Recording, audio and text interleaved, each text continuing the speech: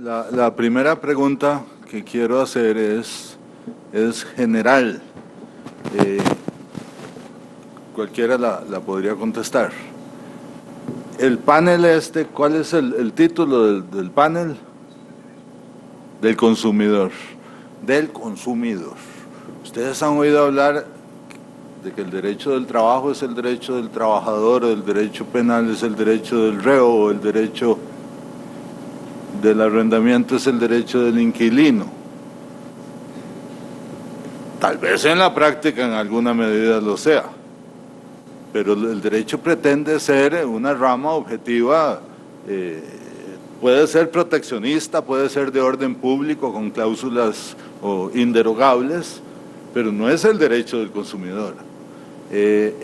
Por lo menos en América del Sur la tendencia es llamarlo derecho del consumo, igual que el derecho del trabajo es el derecho de la relación jurídica trabajo, no el derecho del trabajador.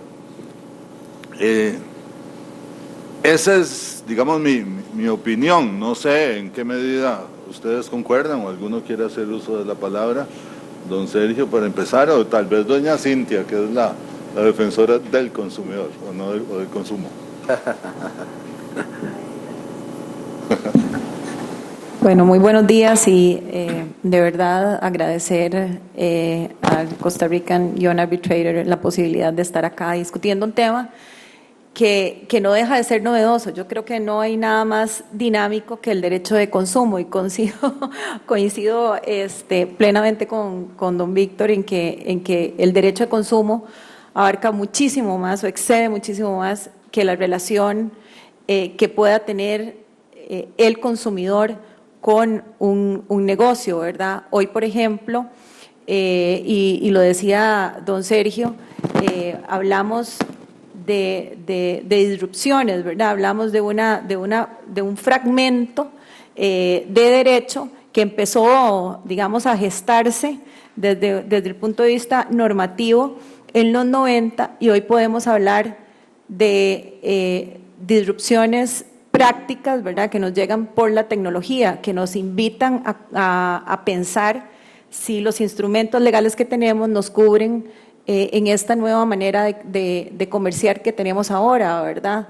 Tenemos un código de comercio que prácticamente se nos ha quedado atrás para estas nuevas maneras de relacionarse. Hablamos hoy de relaciones que se cubren entre civiles, ¿verdad?, lo cual era prácticamente ajeno al derecho de consumo, y hoy tenemos un planteamiento de que las relaciones C2C o entre consumidores tiene que contemplarlas el derecho de consumo habida cuenta de la relación que existe a través de plataformas facilitadoras. Hablamos, por ejemplo, de los casos de Airbnb, de los casos de Uber, ¿verdad?, que han venido a ser elementos disruptores en estas relaciones tradicionales de derecho de consumo, ¿verdad?, que solían darse entre el consumidor y el comerciante. Entonces ya incluso hemos roto esos esquemas de relacionarnos y ya hoy las plataformas nos permiten relacionarnos entre consumidores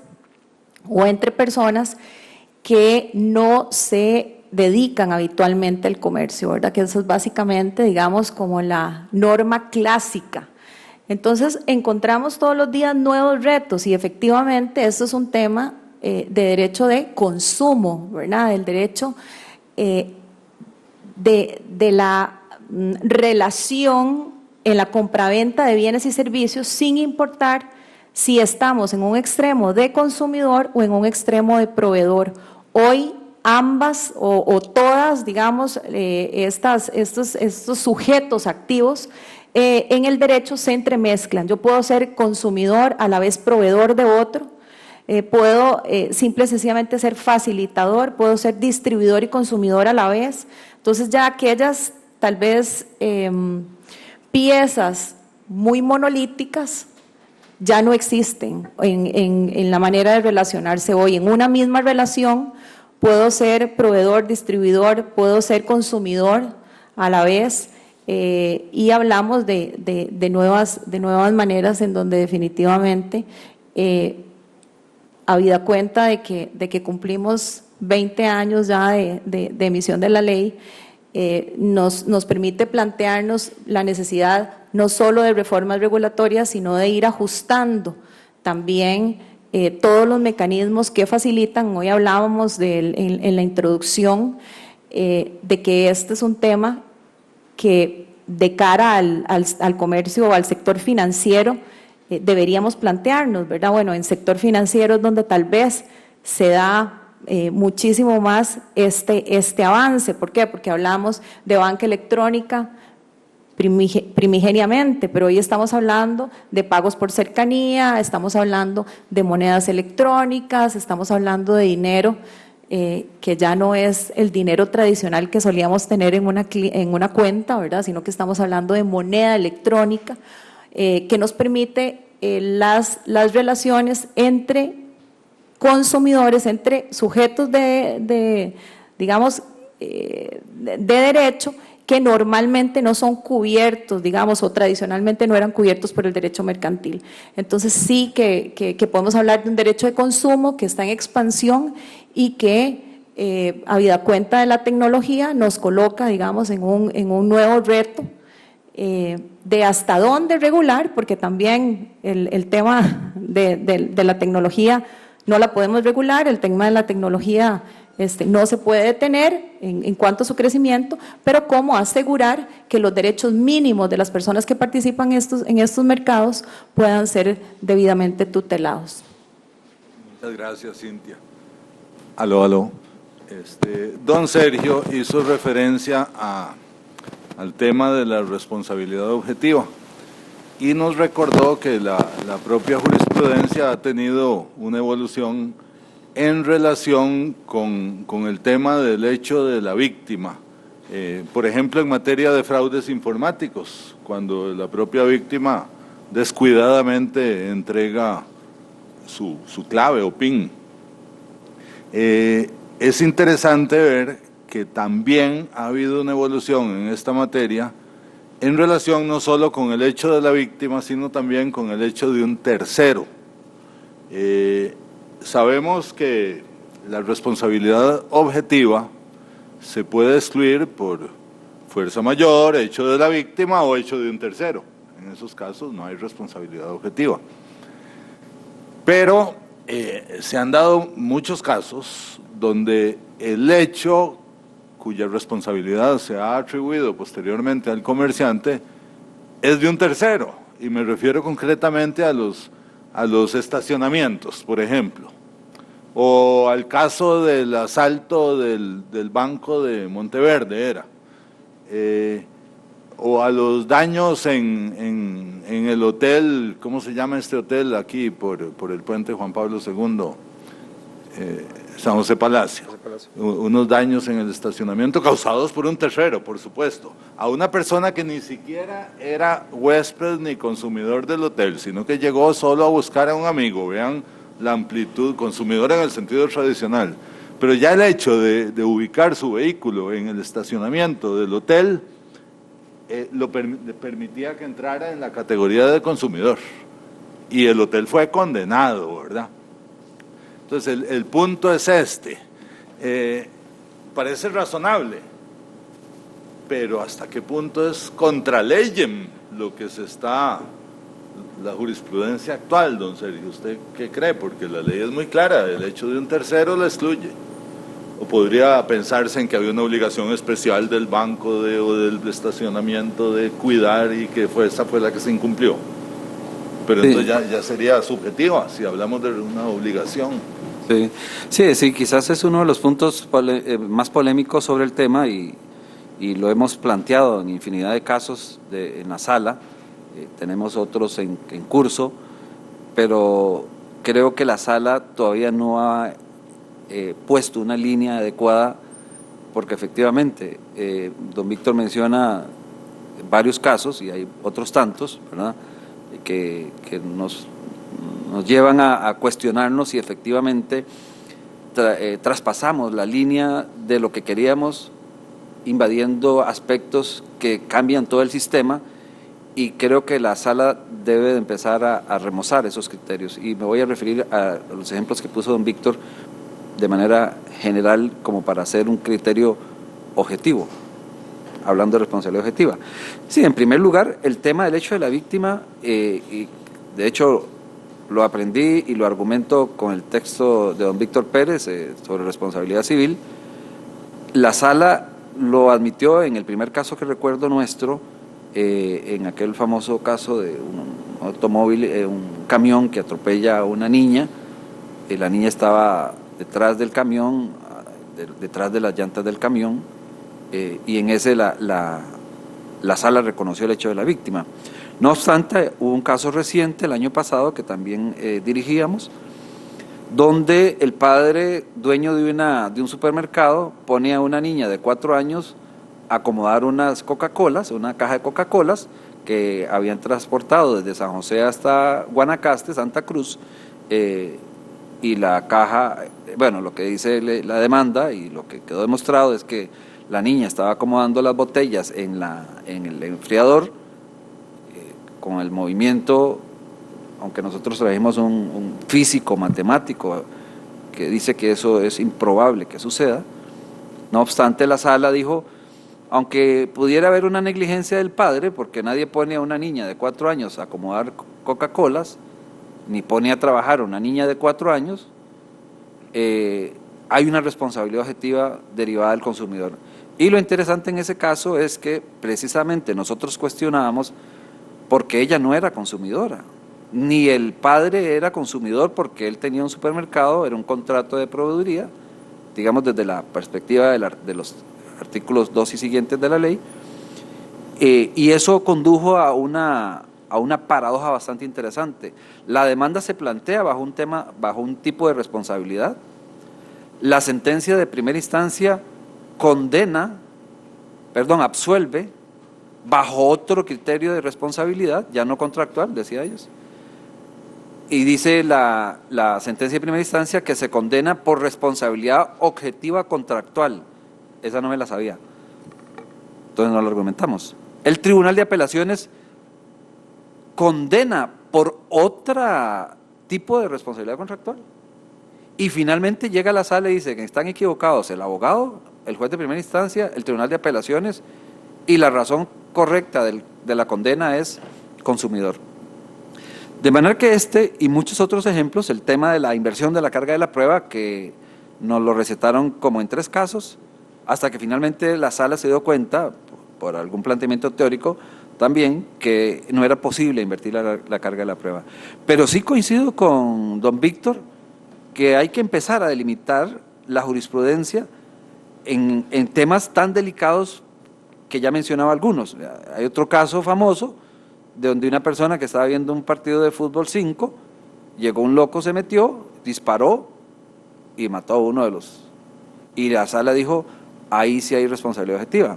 En el caso que mencionaba también don Víctor, del Banco Nacional de Monteverde, dijo, eso es responsabilidad del banco, lo que pasa es que ese es de la sala tercera y no pudimos saber el criterio de la sala primera.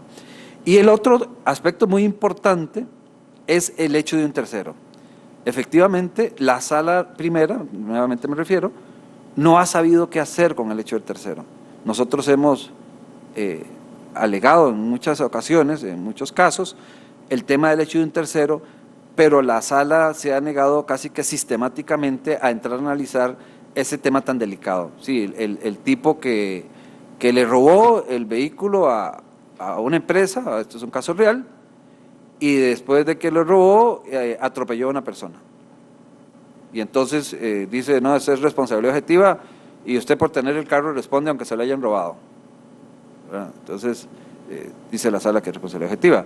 Otro hecho de una víctima, en el tema de fraudes, también han condenado a los bancos, estatales especialmente, no conozco de privados, no se da mucho, yo creo, demandas a nivel de bancos privados, y el banco dice, vea, no es el problema del cliente que le hayan robado la tarjeta, es el problema suyo que no tiene, y que un caco, y hay otro caso también muy reciente que también lo llevamos, de una persona que falsificó las escrituras de una sociedad y se nombró apoderado, sustrajo más de 100 millones de colones de las cuentas del banco y el banco dice, no es mi responsabilidad porque hay una publicidad registral y que por lo tanto yo pagué el dinero, se autorizó el retiro del dinero, y la sentencia de primera instancia dice, no, usted tiene una responsabilidad objetiva.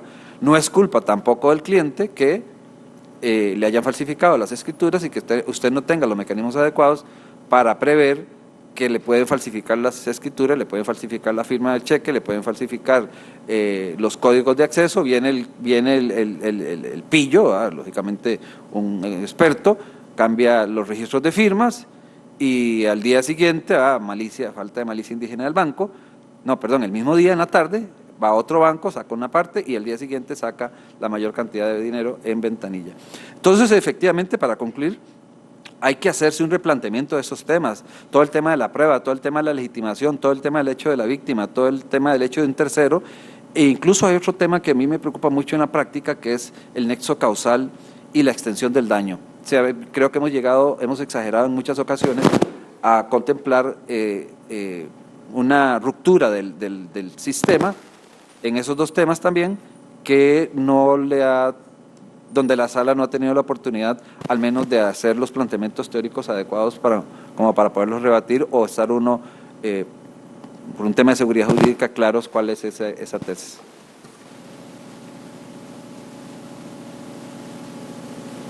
Punto lo mismo de los otros panelistas. ¿Qué opinan sobre esta materia de la exclusión de responsabilidad objetiva? ¿Quién quiere Pues realmente siento, o es mi percepción, y aquí aclaro que puedo hablar personalmente de mi criterio, no en ninguna forma representando lo que pudiera pensar o el criterio de la compañía con la que yo trabajo.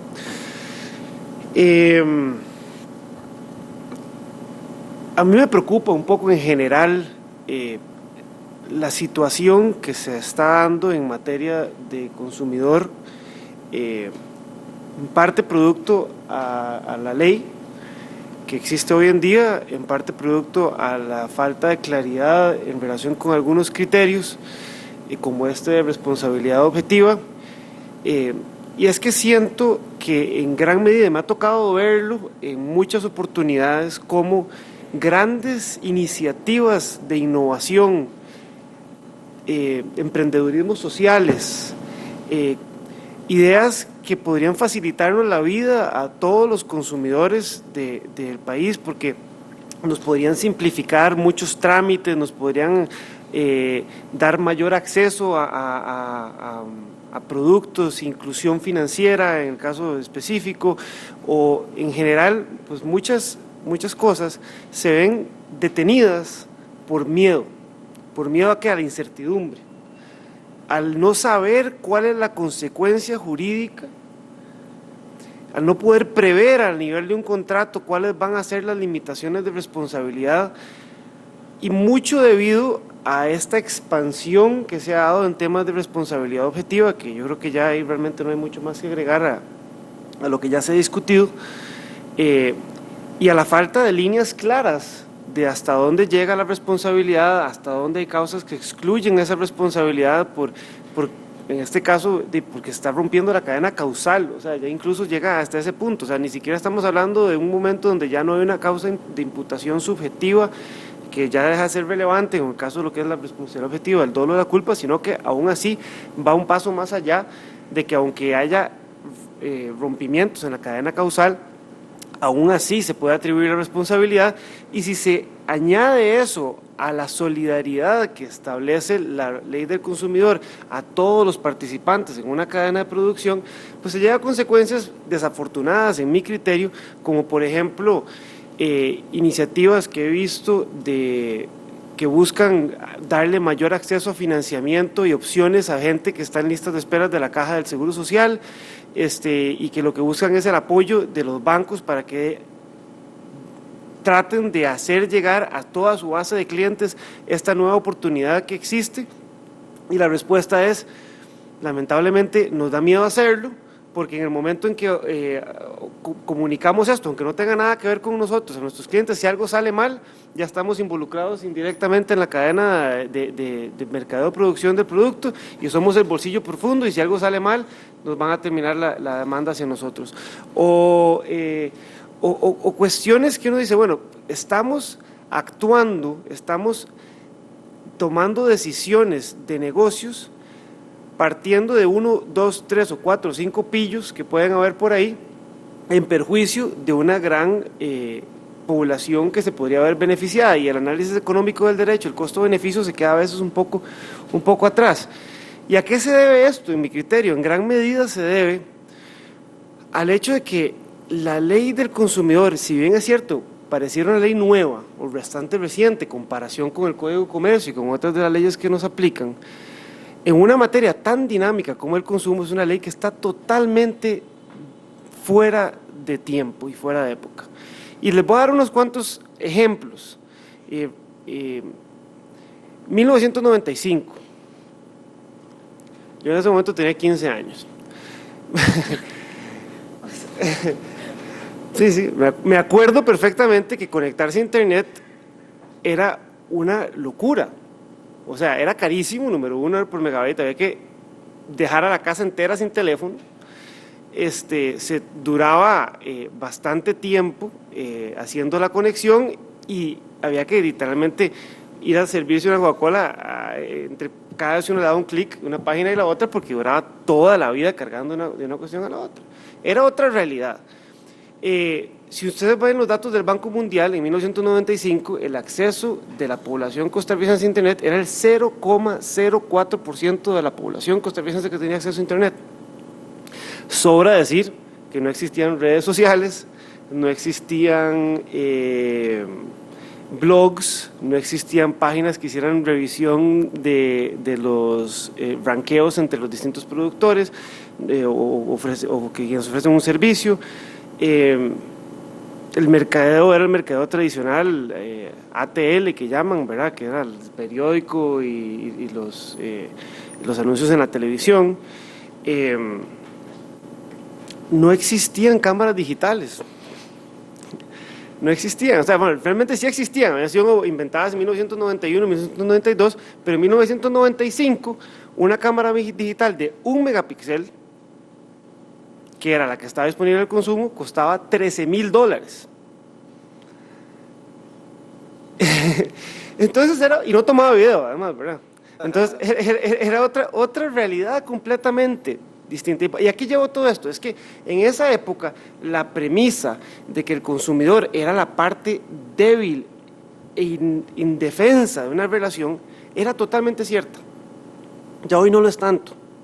Ya hoy un consumidor insatisfecho que tiene su cámara digital de no sé cuántos montones de megapíxeles, además tiene 2, una adelante y una atrás, consigo en todo momento, simplemente saca, toma video, toma su foto, la sube, la postea en la página de la red social de la empresa respectiva, y la gran mayoría de empresas, ellas mismas buscan o le tienen pavor a ese tipo de crisis, de cuestiones que se hacen virales en cuestión de segundos, y ejemplos sobran de empresas que han tenido que retirar una línea entera de consumo, por ejemplo, por un mal mercadeo. Hay un ejemplo vacilón de unas galletas en España que simplemente sacaron una nueva promoción donde eran unas donas, creo que venían 5 donas y ahora venían 2 donas más. Y a quien se le ocurrió la genial idea que le pusieron en la publicidad de la propia empaque, decía, a pedir al metro.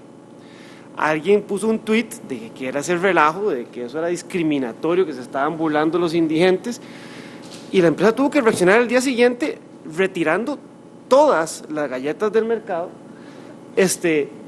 pidiendo una disculpa pública, y la reacción del público fue aplaudir eso. Dijeron, bueno, la verdad es que actuaron, qué bien, qué empresa más responsable. Y otras empresas que han tomado la opción de simplemente ignorar al mercado o esa reacción diciendo que esto es una tontera, más bien han recibido reprimendas que han terminado con despidos del CEO de la empresa. Entonces, es una realidad, el consumidor está empoderado hoy en día de una forma muy diferente a la que estaba en 1995.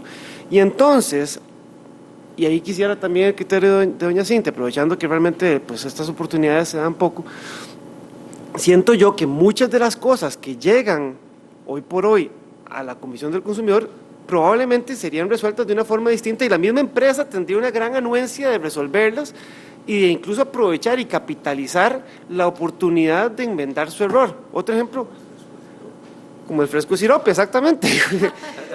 Y es que se han dado casos, o sea, y es que la oportunidad está, o sea, toda crisis es una oportunidad. Un ejemplo bastante vacilón es un caso de Domino's, en Estados Unidos. A un tipo llega y le llega una pizza y le llega con exceso de queso y la tapa pegada, y el tipo llega, que es una tontera, bueno, pero el tipo llega, abre la caja y dice, es un relajo, le toma una foto, esta pizza está horrible, y la postea en la red social de Domino's. La respuesta de Domino's Pizza inmediatamente es decir, sale el CEO de la empresa en un video pidiéndole disculpas, diciendo que tiene razón, que esa no es la forma en que una pizza de ellos debería de verse.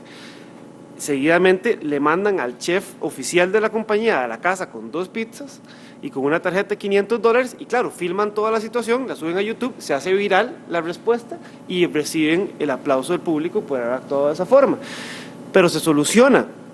Yo no sé cuál es el costo actual de un trámite, el costo, digamos, del OPEX y el CAPEX de un solo caso ante la Comisión de la Competencia, pero me atrevería a decir que anda superior a los $1,000.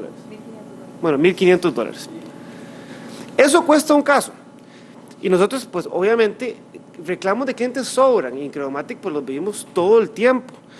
Y en su momento, incluso me acuerdo que habíamos hecho un acercamiento con la comisión y le habíamos puesto nuestra propia oficina de atención al consumidor nuestro para tratar de que si alguien llegaba con una queja que era por una tontera, nosotros somos los primeros que estamos anuentes a solucionarla de la forma más rápida y eficiente posible. ¿Para qué? Para que el cliente esté feliz, para evitar una crisis en redes sociales, una crisis de opinión pública y para evitar los gastos que también significan para nosotros hacer eso. Pero me ha tocado, antes de estar en Credomatic, ir a una audiencia en la comisión donde la contraparte realmente no está interesada en nada más que la aplicación de la sanción por la sanción misma, porque no es un consumidor realmente, sino que es una asociación que lo que busca es justificar su propia existencia y lo que usa es tener sus indicadores de la cantidad de denuncias que llevan puestas ante la comisión y de la cantidad de multas, y entonces se crea como toda una distorsión de lo que es el propósito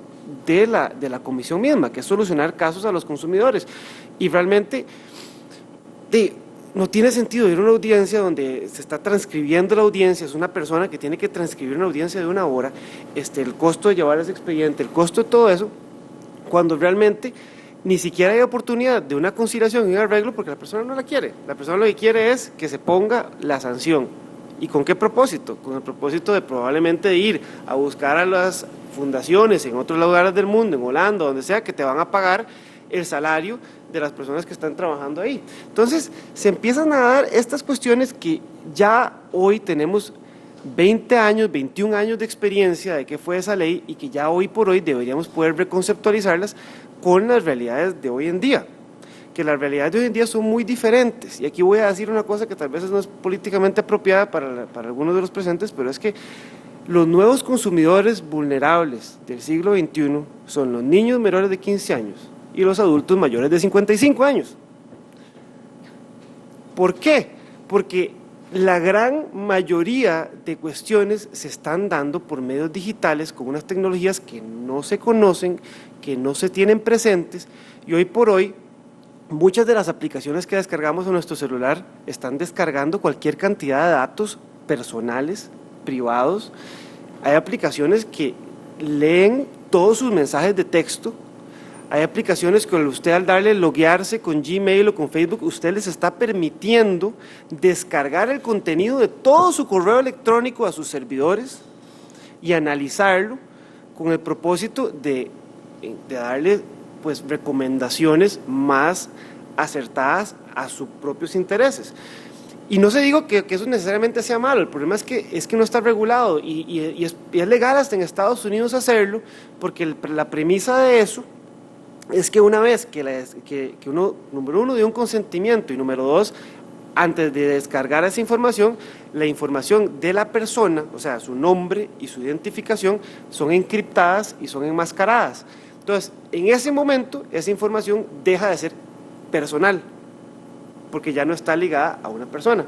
Y como no hay ningún ser humano que esté revisando eso, sino que es un motor de inteligencia artificial que ya tiene las características y las capacidades de entendimiento del lenguaje hablado y del lenguaje escrito, puede sacar conclusiones acerca de sus preferencias, acerca de su estilo de vida y retroalimentar al dueño de la aplicación con información agregada que ahora sí se puede ver resuelta no en información de su correo electrónico, sino en un tema ya muy general, como a esta persona le gusta hacer ejercicios, le gusta comer sano, le gusta el pavo, no compra mariscos en un supermercado, digamos, si fuera un tema así, pero tiene sus pecaditos, le encanta el vino y le encantan los quesos y le encantan las nueces.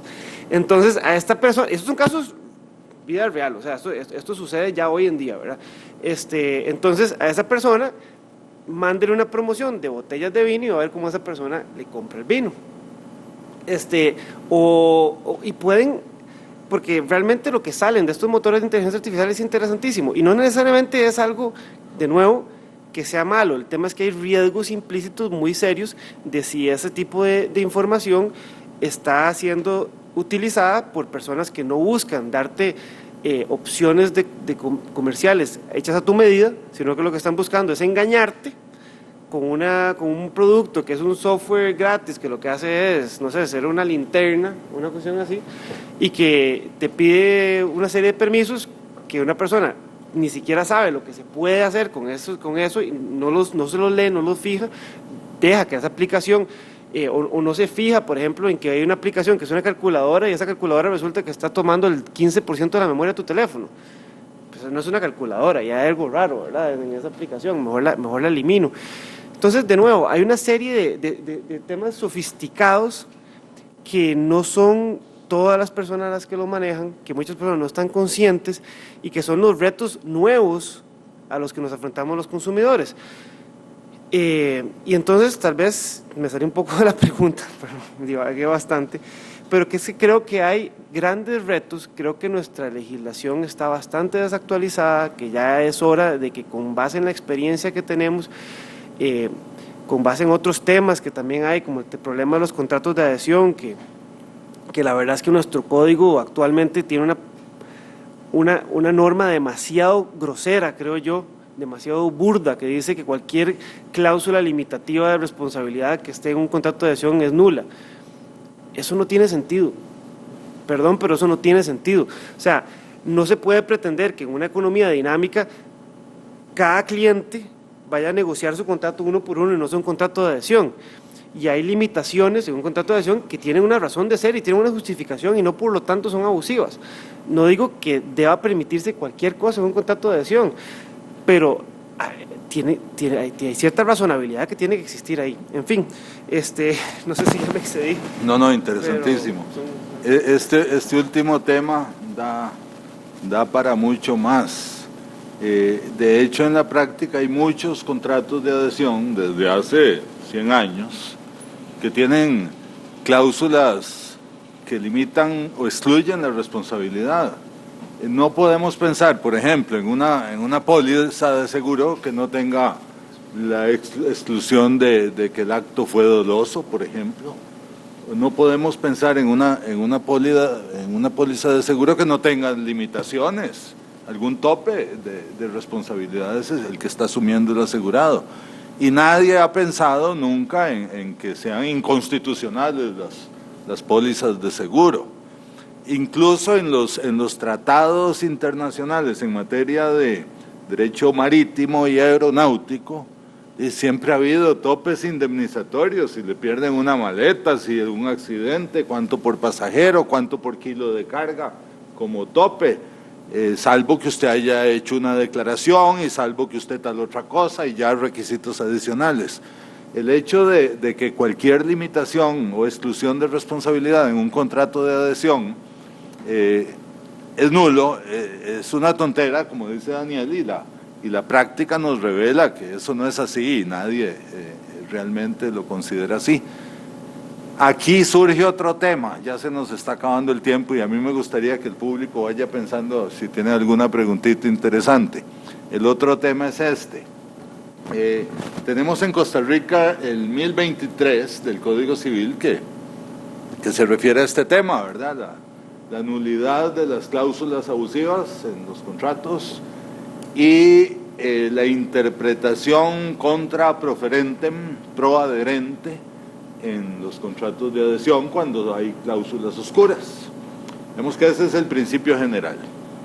Pero luego vino la Ley de Defensa Efectiva del Consumidor y Libre Competencia, lo dije al revés, a establecer otra lista, sin derogar el Código Civil. En la Ley de Defensa Efectiva del Consumidor, a pesar de ser una ley de defensa efectiva del consumidor, cuando se regula la lista de las nulidades absolutas y relativas en los contratos de adhesión, se dice serán nulas o relativamente nulas las cláusulas abusivas en los contratos civiles y mercantiles, no solo de consumo. Vean a lo que... Ahora, eso plantea un montón de problemas de interpretación. Ahí habla claramente de contratos mercantiles. Un exportador de camarones costarricense que envía camarones por medio de una naviera a Barcelona, con contratos de adhesión, los conocimientos de embarque marítimo son contratos de adhesión. Podría pedir la aplicación de la ley según esta disposición. Bueno, esto da para mucho, y da para mucho para efectos de jurisprudencia. ¿Qué va a hacer la jurisprudencia teniendo por un lado el Código Civil y por otro lado esta ley que dice que hay esa invalidez en las cláusulas abusivas? Yo todavía no conozco ninguna sentencia, tal vez don Sergio sí que está bien informado en todo lo que es jurisprudencia, pero una ley que le entre al posible conflicto o concordancia o complementariedad entre estos dos textos, el del Código Civil y el de la ley. No sé qué, me gustaría saber qué opinan los panelistas.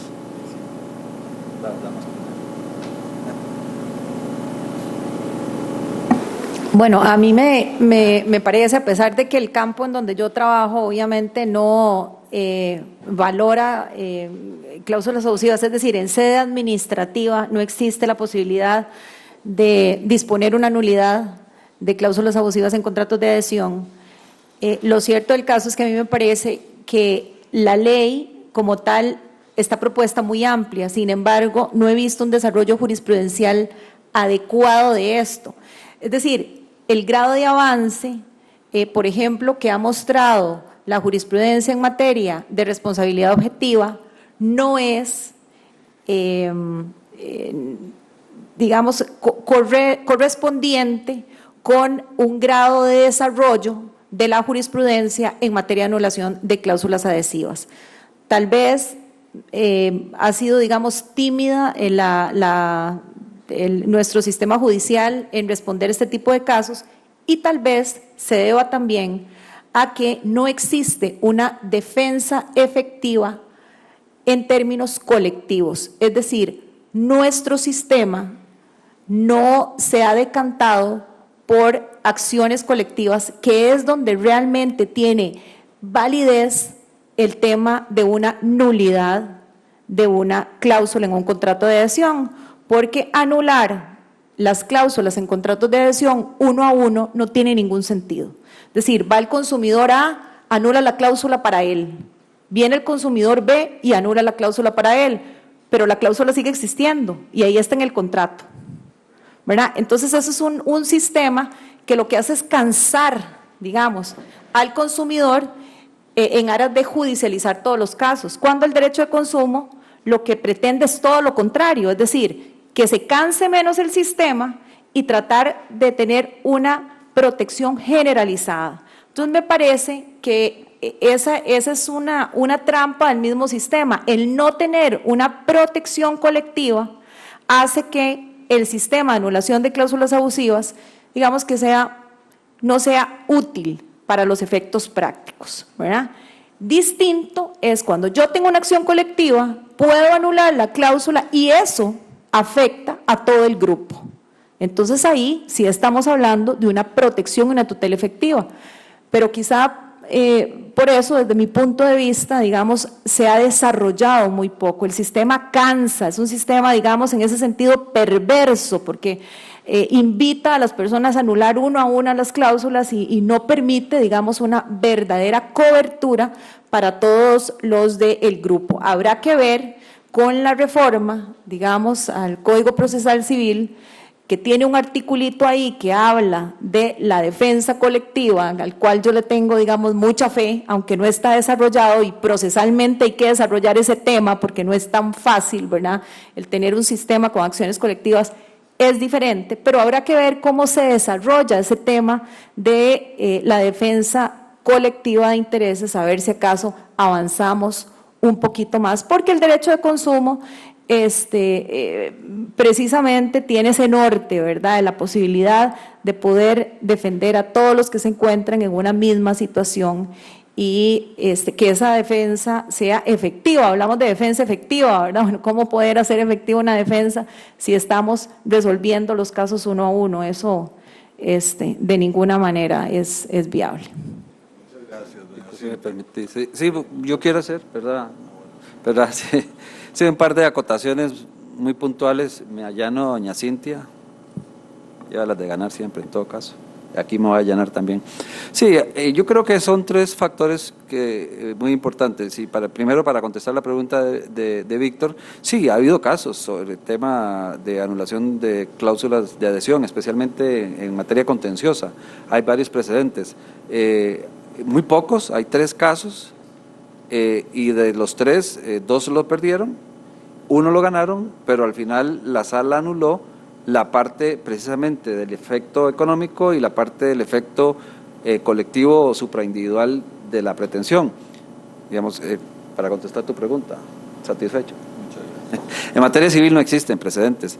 Existe un caso bastante interesante, también otro caso contra Coca-Cola, donde la demanda establecía como pretensión que se sacara del mercado todas las botellas de vidrio, porque era el que le había metido la que se le había quebrado la botella.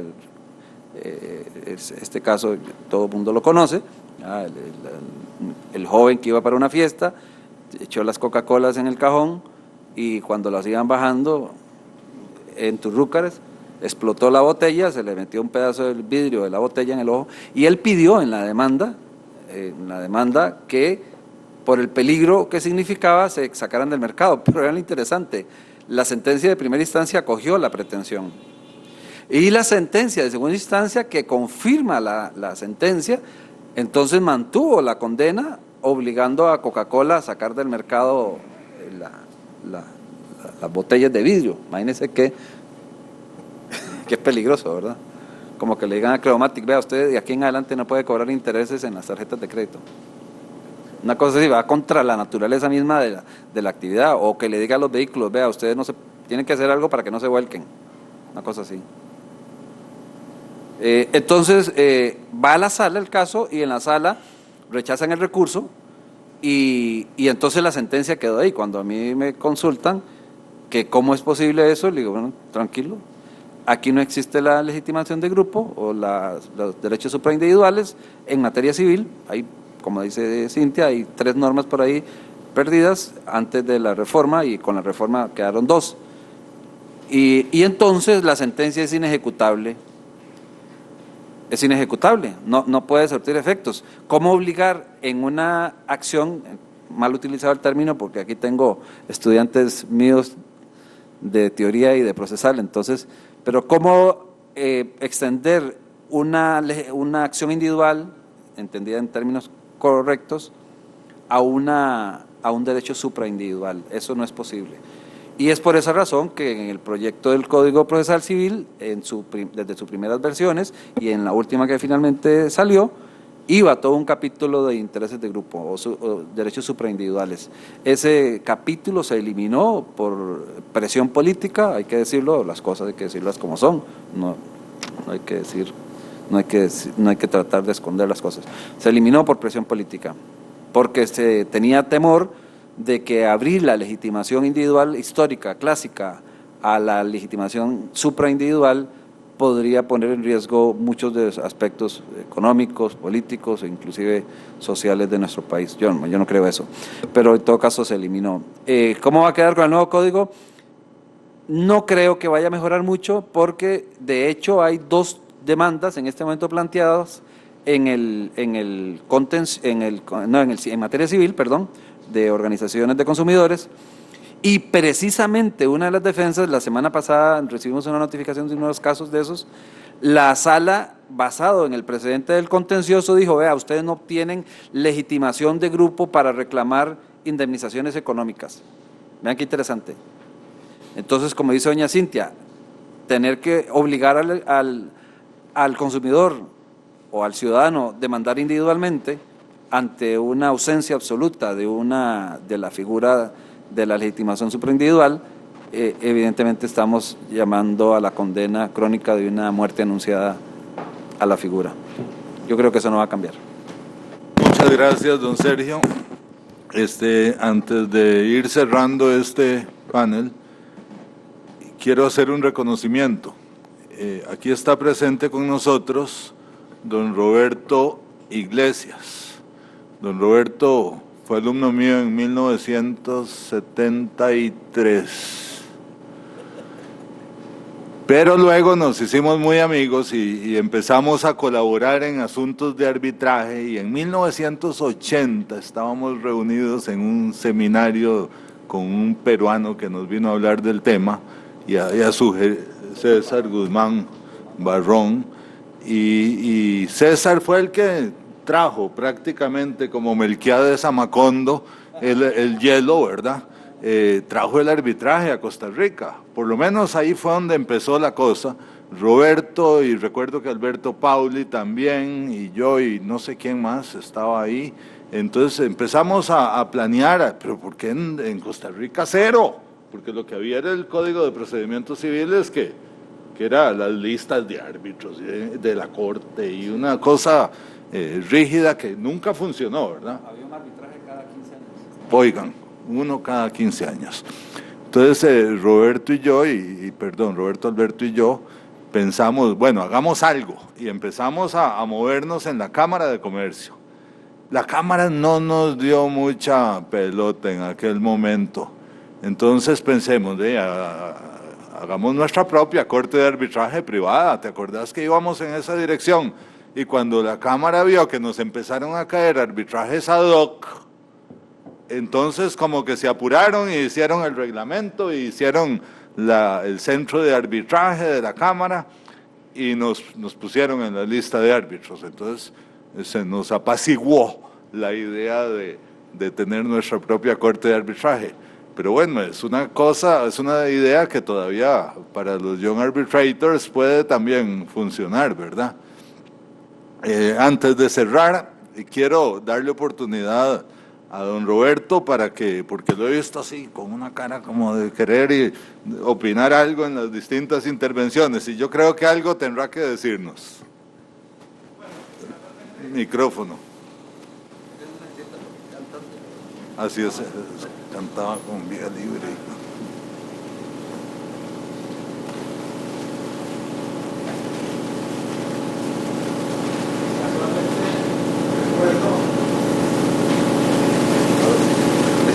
Sople más duro. Recuerdo que hablamos de una sociedad ya y habíamos invitado estaba don Eduardo Ortiz, pensábamos invitar a don Eduardo Ortiz, don Ricardo, el laboralista, aquel que fue presidente del colegio, Vargas también. Pensábamos hacer una lista de potenciales árbitros. Pero en eso también el Colegio de Abogados como que se interesó, y ahí quedó la cosa, ¿verdad? Pero sí son antecedentes precursores históricos del movimiento arbitral, se podría decir, nacional, sobre lo cual yo creo que hay que escribir una historia. Ese libro no se ha planteado, hay que escribir la historia del arbitraje nacional, ¿verdad? Me parece que eso es una obra que está pendiente, para que no se nos olvide cómo comenzó esto.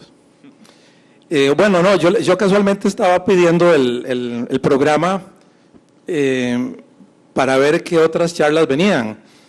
Y ahí noté que habían varias charlas sobre el tema del arbitraje de consumo. Entonces, preferí no plantear acá ese tema propiamente, pero tal vez sí me atrevería a mencionar algo desde el punto de vista que sí se tocó acá del contrato de adhesión, porque ha habido algún pronunciamiento de la Comisión del Consumidor y que genera alguna preocupación, y es la renuncia a la jurisdicción ordinaria dentro de un contrato de adhesión, ¿verdad? Es la sumisión a un arbitraje, algo así como una cláusula arbitral adhesiva, no sé si se podría llamar así, pero digamos que, ¿cuál sería la posición de ustedes considerando, pues, si eso es una cláusula abusiva?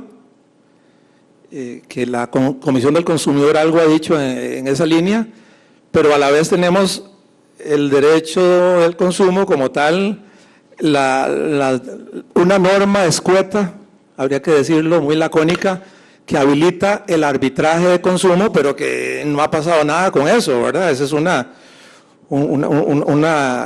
algo que nos está debiendo el sistema, porque el arbitraje de consumo es de interés público, es decir, el derecho al consumo es de interés público. ¿Cómo es que no hay un servicio arbitral público para temas de consumo? Es decir, nos está debiendo el Estado el arbitraje de consumo. Está en la ley, pero es letra muerta. Entonces, ¿cómo analizan ustedes esta situación de la cláusula arbitral adhesiva? Si es abusiva, como algunos han creído, y por tanto inválida. Gracias. Tal vez en esto, don Sergio, que siempre conoce la jurisprudencia, nos puede relatar lo que dijo la Sala Constitucional en relación con el INS y esa cláusula en las pólizas. Sí, ese es uno de los temas más polémicos, ¿verdad? Porque efectivamente, como dice Víctor, que la Sala Constitucional en el año 96 se pronunció porque la anterior ley de seguros establecía que era obligatorio, en caso de demandas contra el INS, acudir a la sede arbitral. Un ciudadano planteó y dijo, vea, la sede arbitral para mí es muy cara. Y entonces él plantea la demanda, el INS se opone y dice que tiene que irse a la sede arbitral. Entonces él recurre a la Sala Constitucional y la Sala Constitucional dice, no, es que la garantía constitucional del artículo 43 es potestativa, de manera que el ciudadano puede acudir a la sede judicial o a la sede arbitral. Yo he criticado esa sentencia porque me parece que el resultado es correcto, pero lo que está incorrecto es el enunciado, porque una cosa es que una cláusula arbitral no sea obligatoria, máxime si está en la ley, y entonces la sala debió haber anulado la norma legal y no interpretar en un caso concreto que por las condiciones económicas del administrado, en este caso, tenía un derecho potestativo a acudir a las dos vías. Eso es lo que me parece incorrecto. Y en el segundo tema, con el respeto a doña Cintia, también yo he criticado ese voto en mi más reciente obra, porque no se puede satanizar que la renuncia a la jurisdicción estatal sea pensada en perjuicio del consumidor, no, por el contrario. Claro, diferente es un caso que tuvimos hace algunos años en materia de transportes, donde la cláusula establecía el conocimiento de embarque, que cualquier demanda tenía que tramitarse en Rusia. Claro, yo por supuesto ya estaba feliz porque iba para Rusia. Iba con Paula, que le gusta tanto Rusia. Pero ¿quién iba a ir a litigar a Rusia? Me parece que el criterio de la comisión no está basado en elementos objetivos, porque habrá supuestos, sí, por supuesto, si una empresa pone que cualquier demanda se tramitará en Holanda, también habían otras de transporte, porque ya tenían las aseguradoras su sede, eso no tiene ninguna importancia. Si son entre dos nacionales, un consumidor nacional y una empresa extranjera o que tiene filial o domiciliada en Costa Rica o operación en Costa Rica, a mí me parece que sería abusiva que diga tendrá que irse a México, a Miami o a Estados Unidos, ¿verdad? Ahí tal vez sí podría ser porque tenemos dos valores en la misma escala, que es el consumidor protegido constitucionalmente y el derecho al arbitraje, que según la Sala tiene rango constitucional, cuando anuló precisamente las interpretaciones que se estaban dando en materia de representante de casas extranjeras, que no permitían el arbitraje en esa materia, ni nacional ni extranjero. De manera entonces que creo que debería hacerse una línea mucho más objetiva, no como lo hizo la Sala, ni como lo hizo la Comisión, como que pensar, y concuerdo plenamente con Roberto, de que se estaría afectando un derecho incluso de rango constitucional. Bueno, vamos a dar por inaugurada esta actividad. Vamos a concluir este periodo. Don Willy me está diciendo que como me atrasé 15 minutos no va a haber coffee break y vamos a... ¿No era eso? Sí. A ver que sí. Más preguntas, aunque nos pasemos del tiempo, no importa.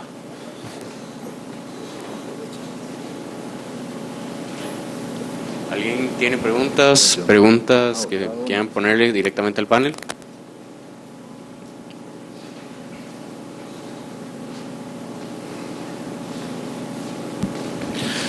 Muy buenos días, en especial a don Víctor, querido profesor de la universidad.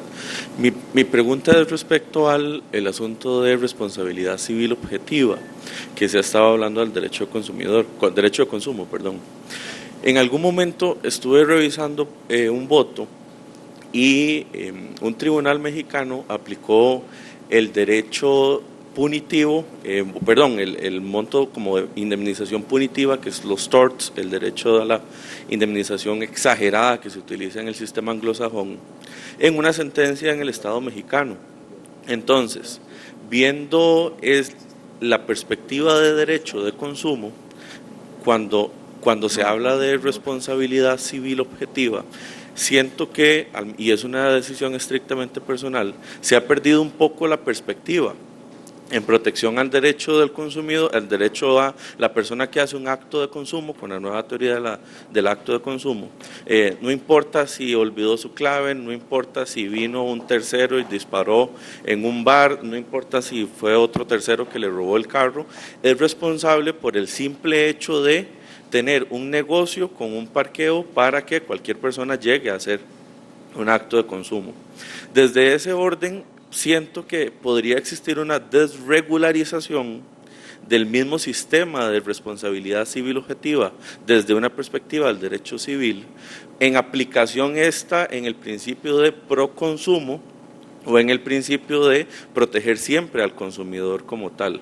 Desde ese orden, pregunto, y es una simple opinión de cada uno de los panelistas, ¿verían ustedes en algún momento la aplicación de una indemnización en el derecho punitivo anglosajón o la aplicación de un monto, digamos, por decir un término exagerado, dentro de los tribunales costarricenses como una forma de seguir protegiendo a esa teoría o a ese acto de consumo para los efectos de que los comercios o bien las personas oferentes dentro de ese mercado se abstengan aún más de hacer cualquier tipo de prácticas, o por el contrario, en este momento lo veríamos un poco descabellado la idea de hacer una interpretación, si a bien se quiere, extensiva o odiosa del derecho anglosajón acerca de ese daño punitivo, acerca de ese daño de un monto exagerado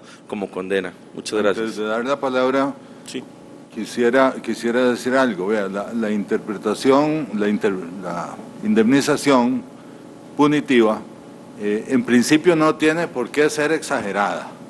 En principio debería ser equitativa también. Tampoco es que se concede siempre. Solo un 10%. Se concede en casos muy especiales. Por ejemplo, se concedió en aquel caso de los trabajadores bananeros esterilizados, cuando logramos demostrar en Texas y en California que los acuerdos de enviar el nemagón a las fincas del Valle de la Estrella, de Guapiles, etcétera, que fueron tomados por Dole Company, Del Campo y Shell, se hicieron con conciencia de que iban a dañar la salud de miles de personas. Ya se sabía, claro. Ya se sabía, había estudios de las empresas y hubo logramos demostrar con un acuerdo de junta directiva de unas reuniones de esta gente que en esa reunión se tomó en consideración el daño posible que iban a incumplir, y entonces con el análisis de costo-beneficio dice, nos sale más barato pagar las indemnizaciones y esterilicemos a quien venga. No merece un daño ejemplarizante, que es el sinónimo de punitivo, la empresa en esos casos. Yo sí estoy de acuerdo en la indemnización punitiva, no estoy pensando en indemnizaciones exageradas, inoportunas o injustificadas, solo que en Costa Rica cero desarrollo, ¿verdad? Pero a nivel normativo podríamos proponer algo. Don Daniel lo veo con ganas de decir algo al respecto. Es que el tema de los daños punitivos en Estados Unidos es muy interesante, porque no es exactamente así. O sea, hay casos que efectivamente es cuando hay un wanton disregard, dice, es una desconsideración absoluta que en esos casos aplica, pero también aplica en muchos otros casos y sí puede llegar a ser excesiva porque se toma como referencia el patrimonio del actor que causó el daño. Entonces, es con base, si te atropelló Michael Jordan, te pegaste la lotería, básicamente, porque ojalá viniera Justin Bieber borracho y te atropellara, porque lo van a condenar en daños punitivos de millones de dólares, definitivamente. Entonces, pero, ¿qué es lo que pasa? O sea, sí, efectivamente hay casos en los cuales uno dice, bueno, definitivamente se podría justificar. Las consecuencias económicas de eso para el mercado son muy importantes. En Estados Unidos un seguro médico te cuesta 4 veces más o 3 veces más de lo que te cuesta acá, y la razón es que hay una sociedad muy orientada a la litigiosidad. Si se hacen encuestas, las personas piensan que después de ganarse la lotería, la forma más posible de hacerse millonarios es demandando a alguien, ¿verdad? Y el otro día estuve en una conferencia y me encontré unas servilletas, y en las servilletas venían un mapa de tesoro, ¿verdad? Evidentemente eran unas servilletas de una fiesta de niño. Y venía el disclaimer: esto no debe ser utilizado como un mapa de verdadero del tesoro, precaución. ¿Por qué? Porque si no te demandan por eso, es que es un tema ridículo, ya raya en lo absurdo, ¿verdad? Entonces el punto es hacia dónde se quiere ir con eso. Tal vez es el tema final.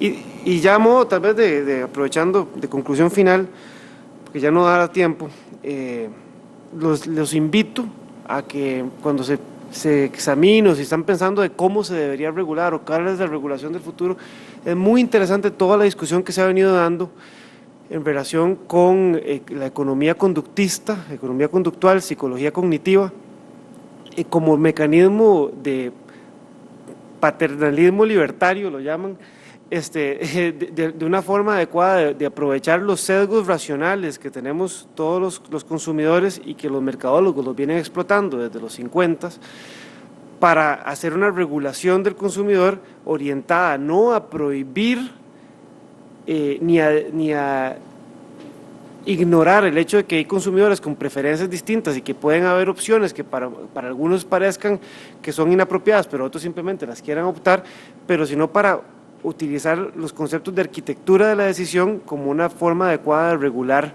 el tema de consumidores. Es un tema muy, muy interesante, hay mucho en YouTube y en Google, todo que pueden leer al respecto o escuchar al respecto, y los invito porque realmente es un tema muy, muy interesante y apasionante. Además tal vez yo quisiera aquí robar un espacio. Primero porque me queda un tema, digamos, sin responder con respecto al arbitraje y ciertamente sí quisiera hacerlo. En el tema del arbitraje, así para ser muy puntual, la Comisión ha estimado que digamos, ese principio de la voluntad se ve viciado cuando la cláusula arbitral en contratos adhesivos es impuesta, ¿verdad? Y he encontrado otros casos en donde no es impuesta, es decir, luego del contrato de adhesión viene una cláusula arbitral y en ese caso no forma parte del cuerpo, es decir, hay maneras de hacerlo y hay maneras en donde definitivamente está mal hecho, ¿verdad? Porque es parte del cuerpo del contrato de adhesión y ahí se viola el principio que hasta nuestra ley de resolución alterna de conflictos tiene, que es el principio de voluntad, ¿verdad? Como parte necesaria del acuerdo compromisorio. Entonces, hay formas en donde es más feliz, digamos, la cláusula arbitral, hay maneras en donde definitivamente es desgraciada, ¿verdad? Entonces, en esos casos es donde la comisión ha dicho, bueno, esta cláusula está mal puesta, ¿verdad? ¿Por qué? Porque le niega, digamos, el acceso a justicia gratuita, bajo el principio de gratuidad que tiene la Comisión Nacional del Consumidor. Eso por un lado. Lo otro es que la ley, que me parece que es una ley, digamos, que es cierto que necesita sus retoquitos, ¿verdad? Porque el comercio avanzado, la ley sí fue muy novedosa. Es una ley que es antes de la ley RAC y habló ya de conciliación y de arbitraje. Entonces, en sede administrativa existe la posibilidad de acceder a mecanismos de resolución alterna de conflictos. Daniel lo decía, digamos, con los bancos nosotros tenemos mecanismos muy ágiles, casi que son de negociación a distancia, ¿verdad? Son mecanismos súper ágiles y permiten terminar quejas antes de que sean denuncias, ¿verdad? Antes de que, digamos, nazcan como denuncias e incluso a una denuncia darle un trámite de conciliación, lo cual nos acorta también el costo transaccional de cada una de esas denuncias, ¿verdad? Es decir, de $1,500 estamos hablando de $200, estamos hablando de una cosa totalmente viable, ¿verdad? Para que el Estado la maneje. Y un 65% de las denuncias ante la Comisión Nacional del Consumidor se concluyen en la vía de conciliación. Sin embargo, la ley también dispuso la posibilidad de tener mecanismos de arbitraje, pero no creo, y por lo menos leyendo el artículo, pareciera ser que ese no es el espíritu del legislador, que lo haya querido desde el Estado. Lo que quiere es propiciar que existan más árbitros. Es decir, no tener un tribunal arbitral, porque ya tiene un tribunal administrativo, sino propiciar que exista una lista de árbitros que resuelvan situaciones de consumo. Y déjeme decirle que en la historia de la Comisión Nacional del Consumidor, porque estoy ahí casi desde el inicio, una persona ha llegado a inscribirse como árbitro. ¡Una! Entonces, o sea, hace falta, y eso también pues es tarea para los más jóvenes, ¿verdad? Me parece que hace falta que surja desde la parte privada, ¿verdad? Árbitros de consumo. Me parece que eso es un buen momento para que pues tengamos muchísimo más en ese sentido. Y después a manera, digamos, de conclusión general, a mí, y tomando lo que Daniel dice sobre comportamiento del consumidor, a mí me parece que hay cosas que se pueden regular y hay una nueva tendencia también a que existan buenas prácticas de autorregulación. Y yo creo que hay sectores sumamente ordenados de la economía que pueden autorregularse. Y los manuales de autorregulación hoy son una excelente tendencia. ¿Por qué? Porque el consumidor está más empoderado, porque tiene mayores mecanismos de reclamo, digamos, de reclamo social, vamos a decirlo de esta manera, y entonces eso implica que las empresas deban reaccionar muy rápido, y como tienen que reaccionar muy rápido, entonces implica que la manera más fácil sea a través de mecanismos de autorregulación. Y esto sucede muy bien en el área financiera. Por supuesto que hay que tener un piso de regulación, pero para mejores prácticas la autorregulación es una excelente herramienta y reditúa muy bien para el consumidor. Así que me parece que también ahí lo dejo, porque en propuestas de manuales y de códigos de autorregulación estamos todavía, por así decirlo, en pañales. Muy bien, muchas gracias. Vean, hay 3 personas que me están solicitando la palabra, hay 27 personas que quieren tomarse un café. Entonces vamos a dejar a esas 3 para después del cafecito y le vamos a solicitar a don Sergio que en pocos segundos nos cierre el evento. Sin duda, el resultado de la primera ronda confirma que estamos hablando de ruptura de paradigmas en todo sentido, ¿verdad? Oyendo a Cintia, oyendo a Daniel, oyendo a Víctor, la exposición, el planteamiento que hacía el último interventor, tema polémico que requiere de un seminario de 3 días acá, es ruptura de paradigmas. Estoy de acuerdo con que Con que se introduzca el daño punitivo, podría estar de acuerdo, sí, claro. Significaría romper un paradigma, por supuesto que habría que establecer parámetros. Eso sí, estamos de acuerdo con los planteamientos de doña Cintia y en relación con los planteamientos de Daniel, coincido plenamente. Estamos llegando y la sociedad a la que aspiramos es una sociedad de convergencia, es una sociedad de que el ideal de la solución de los conflictos es tratando de conciliar las posiciones. Cultural y antropológicamente estamos predispuestos a seguir conviviendo como seres humanos, y esa significa replantearnos desde el punto de vista sociológico, desde el punto de vista cultural y desde el punto de vista hasta antropológico la sociedad que queremos para el futuro, y sin duda este es un gran tema donde nos desafía a introducir esos retos, replantearnos todos los conceptos, y nuevamente agradecer y felicitarlos por la iniciativa del tema muy polémico, que involucra a expertos de diferentes materias, y yo estaba con dudas de que íbamos a poder convivir plenamente los cuatro, pero logramos sobrevivir, y felicitarlos a ustedes también por la resistencia. Bueno, Víctor y Daniel, pues yo me imagino que 36 años han sobrevivido, pero no sabía si los cuatro aquí juntos podíamos hacerlo. Muchas gracias a todos y muy buenos días. Bueno, con esto damos por concluido el evento. Muchas gracias por su interés. Gracias.